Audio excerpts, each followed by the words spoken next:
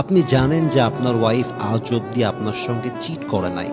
আপনি জানেন যে আপনার ওয়াইফ একজন অনেস্ট, লয়াল, চরিত্রবান মানুষ। আপনার ওয়াইফ অন্য ১০টা মেয়ের মতো সস্তা নয়। আপনার ওয়াইফের মধ্যে লয়্যালটি আছে, ভালোবাসা আছে, যত্ন আছে, আনুগত্য প্রবণ হচ্ছে আপনার wife. In spite of knowing that, আপনি জানেন যে সে ভালো একজন মেয়ে, আপনার প্রতি অনেস্ট, তাও আপনি তাকে কাঁদাচ্ছেন। বিশ্বাস করেন, আল্লাহর হাবিব বলেছেন, ইত্তাকি দাওয়াতাল মাজলুম ফাইন্নাহু লাইসা বাইনাহা ওয়া বাইনাল্লাহি হিজাব।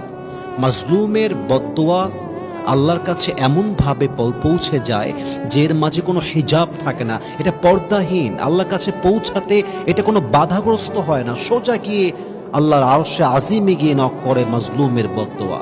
এজন্য আপনার ওয়াইফ যদি কাঁদতে কাঁদতে বদদোয়া করে দেয়, কিংবা আসলে কি জানেন, বদদোয়া করার জন্য হাত তুলতে হয় না যে আল্লাহ তুমি তাকে ধ্বংস করে দাও। কিছু মানুষের দেওয়া আঘাতে মানুষ তার বুকে যে পরিমাণ কষ্ট পায়, তার যে আঘাতটা, তার যে মানসিক যন্ত্রণাটা সে পায়, ওই যন্ত্রণাই আপনার জন্য আযাবের কারণ হয়ে যায়। এটা আমরা বুঝি না। মাজলুমের বদদোয়ার জন্য হাত তুলতে হয় না, তার মনের কষ্ট, তার চাপা কান্না, তার চোখের পানি, তার রাত জাগা, তার প্রত্যেকটা সেকেন্ডের কষ্ট আপনার জন্য আযাব হতে পারে।